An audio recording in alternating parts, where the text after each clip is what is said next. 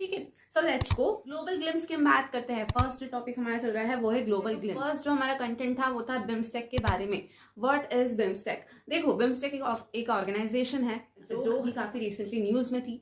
क्यों न्यूज में थी? क्योंकि हमारे पीएम मोदी जी अभी 6th समिट वहां पर हुई थी बिम्स्टेक ऑर्गेनाइजेशन की। कहाँ पर? थाईलैंड में, और वो वहां पर विजिट पे गए थे। इसलिए ये जो ऑर्गेनाइजेशन है वो काफी न्यूज में आ चुकी है और हमें इसके बारे में जानना जरूरी है। सबसे पहली बात, बिम्स्टेक होता क्या है? बिम्स्टेक क्या होता है?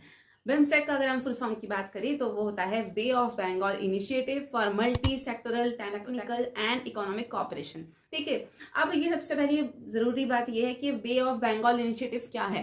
देखो, बे ऑफ बंगाल का जो एरिया है वो ये नहीं कहता कि सिर्फ उस बे ऑफ बंगाल में जो कंट्रीज है उसी से रिलेटेड हम काम करेंगे। उसके आसपास जितनी भी कंट्रीज है उनके इकोनॉमिक, सोशल और बाकी जितने भी फैक्टर्स होते हैं, सभी फैक्टर्स को ध्यान में रखते हुए उनकी डेवलपमेंट के लिए काम करता है। इसकी बात करें कि कैसे फॉर्म हुआ था, तो वो फॉर्म हुआ था बैंकॉक डिक्लेरेशन से। ठीक है। बैंकॉक डिक्लेरेशन से ये फॉर्म हुआ था 1997 में, और तब इसका नाम क्या था? बिस्ट एक्ट। अब देखो, बिस्ट एक्ट नाम क्यों था?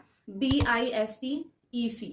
B stands for Bangladesh, I stands for India, S stands for Sri Lanka, T stands for Thailand. ठीक है। तब सिर्फ 4 मेंबर कंट्रीज थी जब इसको फॉर्म किया गया था, इसलिए इसका नाम बिस्ट, और एक्ट मतलब क्या था? Economic cooperation. फिर बाद में धीरे धीरे कंट्रीज ऐड होती चली गई, तो इस ऑर्गेनाइजेशन को लगा कि हम अपना नाम कितने बार बदलेंगे। अभी 4 कंट्रीज थी तो हमने बिस्ट रखा था, ऐसा हमारा नाम बदलते ही जाएगा। तो उन लोगों ने फाइनली उसको रिनेम कर दिया बे ऑफ बंगाल इनिशिएटिव के नाम से। और ये रिनेम कब किया था? 2004 में। और चीज इसके बारे में, इस फैक्ट के बारे में इंपॉर्टेंट है कि इसका जो हेडक्वार्टर है वो ढाका बांग्लादेश में है। ये पॉइंट आपको याद रखना है।